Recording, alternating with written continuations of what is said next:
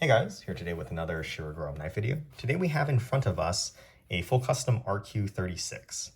Now, I had done a video previously on the production version of the RQ36, which is the third iteration of the collaboration between RJ Martin and Sergey Shirogoro. So definitely recommend you check out that video if you're interested in this knife's design.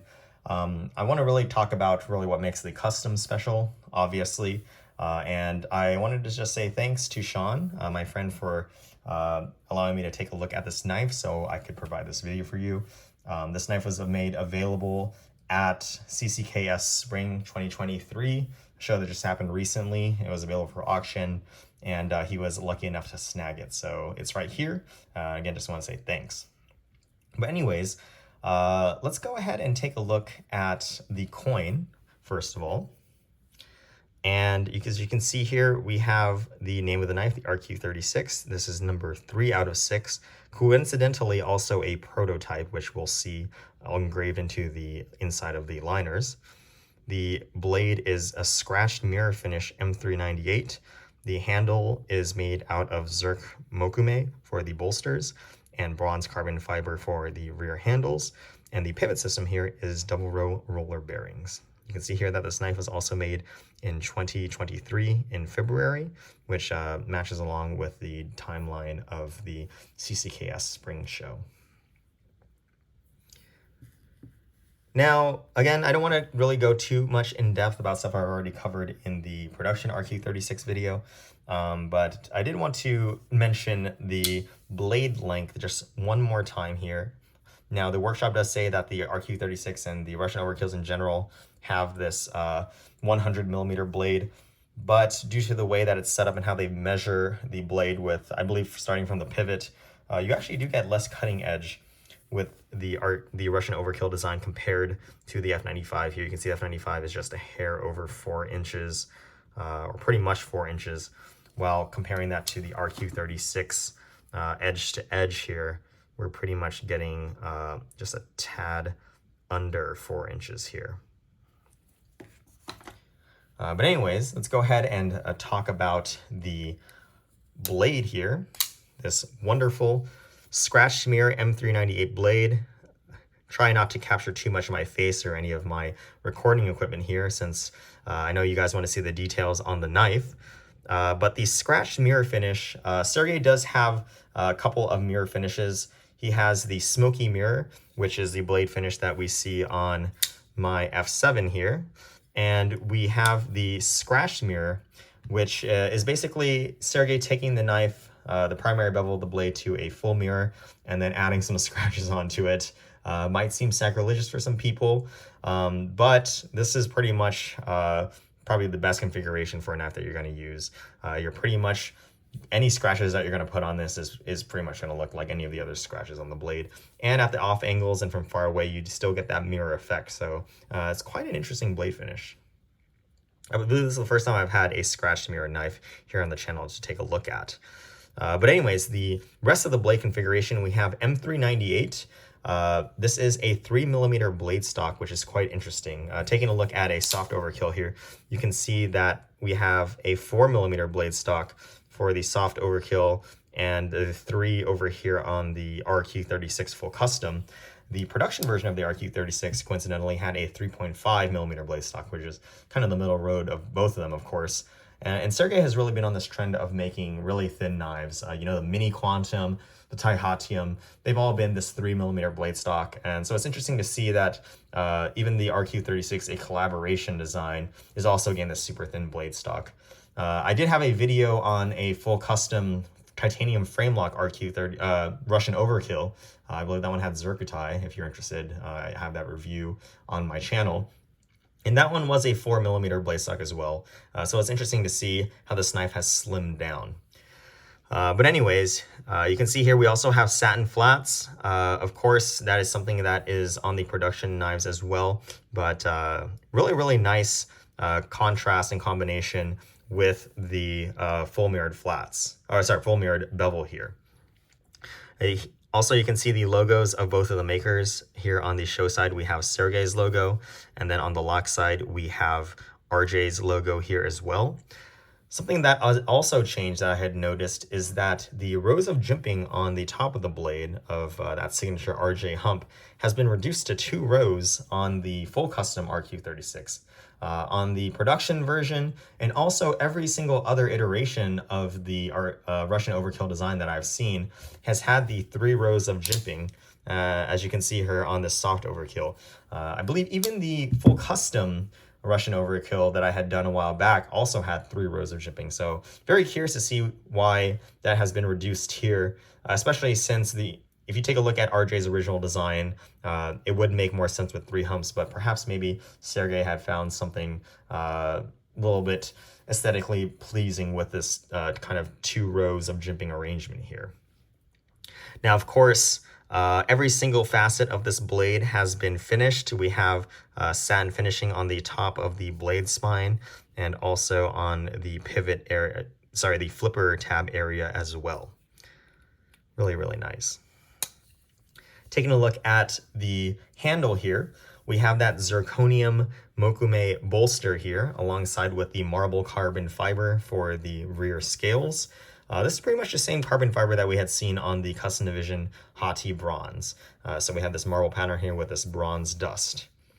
Taking a look at the bolster area, we also have a zirconium pivot collar and also the satin finished screw here, which looks absolutely amazing. I really do miss this kind of configuration here. It seems like Sergey is moving to this 3D pivot. It's really nice seeing the large flats of the screw here done in the satin finish. It really goes well with the large satin flats here on the blade as well. Taking a look at the bolsters here, you can see we have radial milling. This milling has been a trend on pretty much all models of the Russian Overkill, starting all the way with the titanium frame lock, moving all the way to the RQ36, which also has this radial milling on the bottom half of the knife. And this milling also extends all the way back onto the handles here, again on the bottom half. The top half here, which is flat, is smooth. But if you take a look real closely at the carbon fiber, you can see that radial milling as well. Now, something that is different on the full custom compared to the production version is the addition of these other, radial milling accents here, both above on top of the pivot and also on the top of the handle spine here. Something that we only see on the full custom version and not the production version.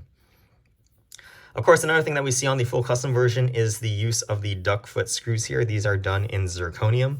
There are 2 screws here for the show side and no screws here on the back, just like the production RQ36. Man, I really wish I had my RQ36 here. Unfortunately, I have it out to get some handles made, just like I had done for my soft overkill. So that's the reason why, if you hadn't noticed already, I'd been comparing those features to the production soft overkill and not the RQ36. So I do apologize for that. Taking a look at the lock side here, you can see, again, this is a liner lock. So we have the liner on the inside here with the lock. Pretty much the same features on the lock side. One thing I do want to point out here is the use of just a normal colored titanium clip. This is opposed to what we had seen on some of the other Russian overkills, the titanium frame lock version, and also the green micarta version.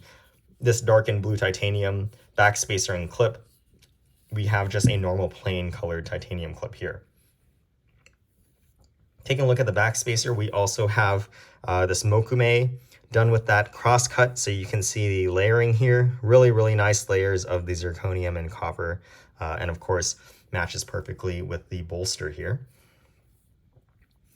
Taking a look at the inside of the knife, you can see the engraving number 3 and also says prototype here. The inside of the frame on the high points is also satin finished, something that is pretty common on Sergey's customs. Of course, seeing it here as well. The pivot is also double row roller bearings as stated on the coin. This is something that's also very interesting since there are a couple of the collaborations where even the full customs had only had single row roller bearings. The John Barker collaboration Hokkaido comes to mind. Of course, since the customs are kind of a prototype for the production versions, you can expect that it makes sense to be using the same bearing system as well. But the full custom version is using, for the RQ36 here, is using double row roller bearings. That is using the micro rollers, the 1mm rollers, as opposed to the 1.5mm rollers. And it also has the phosphor bronze pivot ring, sealing ring here. You can take a look, you can see that bronze here. It's basically about like 1mm thick ring that surrounds the bearing cage, and that has hard contact between the blade and the washers. Pretty much gives you the best of both worlds. You know, because the ring is only about 1mm thick, you're not going to get the same amount of friction as you get with full phosphor bronze washers. So you still get the drop shut action of of bearings with the sealing abilities of washers. So pretty cool. And of course, as you can see, this knife is quite smooth and drop shut. Just like the production version, we also have the backspacer here that encapsulates the blade. Really nice to see just how thin that backspacer is, especially when comparing it to the 4mm blade on the soft overkill, and also the titanium version as well, being 4mm. So you can definitely see that blade stock thickness reflected on the backspacer as well. And also of note, we have the date of the knife also inscribed on the back of the backspacer. You can see here February 2023 and Sergey's signature as well. Now lastly, one other thing to note is that the carbon fiber, you can see here that the liners are skeletonized all the way through. Now this is true, of course, on the RQ36 production version, but unlike the production version, the carbon fiber is actually milled so that it fits into the recesses of the skeletonization. This is opposed to the production version where the carbo tie handles are milled completely flat. You can see here that the carbon fiber actually goes into the skeletonization pockets quite significantly here. And again, just something that Sergey has done to kind of show off his machining skills, something that you really don't see unless you take a look at the knife very closely like we're able to do here. Now, the way that the bolsters also interlock into the carbon fiber scales is novel and slightly different and much more complex than what we see on the production version as well. Unfortunately, I don't have a picture of this, but it's pretty cool. And again, just a step up in complexity compared to the production version. This thing, however, you definitely would not know unless you saw pictures of the inside of the knife, of course, but it is there. And again, Sergey doing it for himself? Probably, but I would expect no less. Lastly, you can see here that we have the screws holding the bolsters, which sandwich the carbon fiber scales to the frame. These are also done in that duckfoot pattern. Of course, different than what we see on the production version with the normal Shirogorov Pac-Man style screws. That's pretty much it for this knife. Really glad, again, thank you, Sean, for having this piece over. I hope you guys enjoyed this video. Looking forward to doing my next full custom video from Sergey. But until then, hope you guys have a great day, and I'll see you guys next time.